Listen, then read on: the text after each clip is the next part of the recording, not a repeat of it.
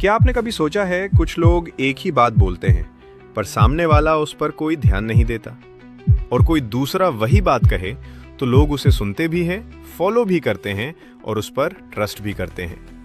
असल में फर्क होता है कैसे बोला गया है, ना कि क्या बोला गया है। इसीलिए आज हम बात करेंगे 3 ऐसी कम्युनिकेशन ट्रिक के बारे में जिनसे आपकी बातों को लोग इग्नोर नहीं, याद रखेंगे। Number 1, mirror technique. ये सबसे पावरफुल कम्युनिकेशन ट्रिक में से एक है।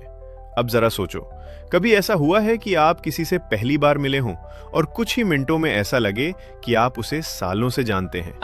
ऐसा लगे कि यार ये इंसान अपना सा है। वो कनेक्शन अपने आप डेवलप होता है। लेकिन क्यों? ऐसा क्या खास हुआ कि बात इतनी स्मूथली फ्लो होने लगी?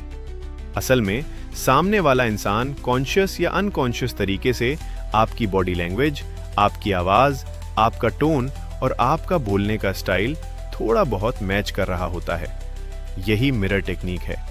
लेकिन ध्यान रहे, मिरर टेक्निक का मतलब नकल करना नहीं है कि अगर सामने वाला हाथ हिलाए और आप भी हाथ हिलाने लगो, या वो जैसे बोले आप वैसा ही बोलने लगे, तो लोग जल्दी समझ जाते हैं कि आप कॉपी कर रहे हैं। मिरर टेक्निक बहुत सॉफ्ट और नेचुरल होनी चाहिए, इतनी कि सामने वाले को पता भी न चले, वो खुद भी न समझ पाए, लेकिन उसे अंदर से लगे कि ये इंसान मेरे जैसा है, इस पर भरोसा किया जा सकता है।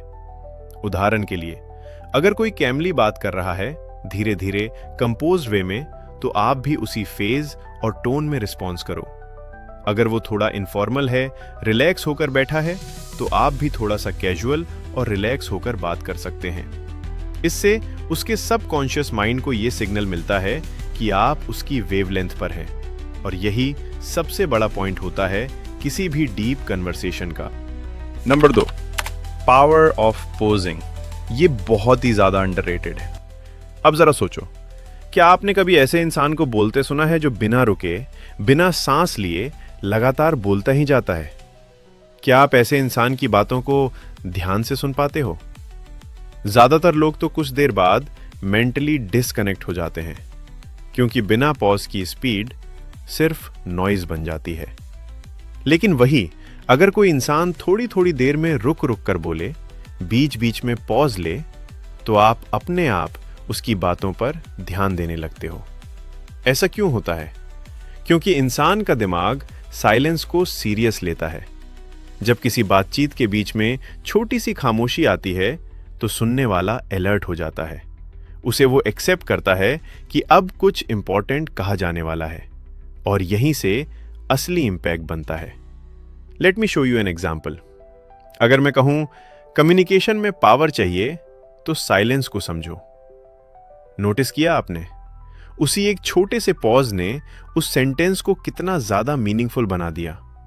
इनफैक्ट कुछ बड़े स्पीकर्स जैसे बराक ओबामा, ये चीज जो पॉज का इतना शानदार इस्तेमाल करते हैं कि ऑडियंस सिर्फ उन्हें सुनती ही नहीं, बल्कि उन्हें फील भी करती है। लेकिन याद रखो, पॉज का मतलब ये नहीं कि आप ऑकवर्डली चुप हो जाओ। आपको ये समझना होगा कि कब रुकना है, कितनी देर रुकना है और किस जगह पर रुकना है, क्योंकि आपकी वॉइस और आपका टोन लोगों पर गहरा असर छोड़ते हैं। Number 3, active listening. सबसे इंपॉर्टेंट। आपने अक्सर देखा होगा कि ज्यादातर लोग सुनना पसंद नहीं करते हैं, बस अपनी बोलने की बारी का इंतजार करते हैं। आप कुछ कह रहे होते हो, लेकिन उनका ध्यान इस पर होता है कि उन्हें क्या जवाब देना है, अगला पॉइंट क्या होगा। यानी सुनने की सिर्फ एक्टिंग होती है और ध्यान कहीं और होता है। अब जरा सोचो, अगर कोई आपकी बात के बीच बीच में मोबाइल देखें, इधर उधर देखें, या बिना किसी एक्सप्रेशन के बैठा रहे, तो आपको कैसा फील होगा? ऑब्वियसली आपको लगेगा कि आपकी बात की कोई वैल्यू नहीं है। वहीं अगर कोई सामने बैठकर आपसे आई कांटेक्ट बनाए, आपकी बात ध्यान से सुने, बीच बीच में हल्का सा सिर हिलाए या छोटा सा रिस्पॉन्स दे, तो अंदर से एक फीलिंग आती है कि सामने वाला आपको सीरियसली ले रहा है, उसे सच में फर्क पड़ता है। यही होती है एक्टिव लिसनिंग। इसका मतलब सिर्फ चुप रहना नहीं है, बल्कि पूरी तरह ध्यान देना है।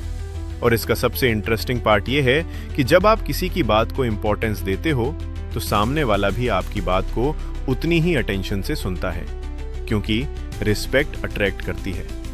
ये एक तरह का साइकोलॉजिकल मिरर है। जैसी एनर्जी आप देते हो वैसी ही वापस आती है। सुनने का तरीका सिर्फ आपके एक्सप्रेशन से नहीं, बल्कि आपके सवालों से भी समझ आता है। अगर आप सामने वाले की बात पर जेन्युइनली रिएक्ट करते हो, जैसे सच में, फिर क्या हुआ, या अच्छा तुम ऐसा सोचते हो, तो उसे लगता है कि उसे जज नहीं किया जा रहा, बल्कि समझा जा रहा है। ये एक साइलेंट सुपर पावर है जिसे बहुत कम लोग जानते हैं, लेकिन अगर आप इसे सीख लेते हो तो आपकी कम्युनिकेशन सिर्फ बातचीत नहीं रहेगी, बल्कि एक यादगार अनुभव बन जाएगी। अब बताओ, इन तीनों में से आपको कौन सी टेक्निक सबसे ज्यादा पावरफुल लगी और आप सबसे पहले किसे फॉलो करने वाले हो?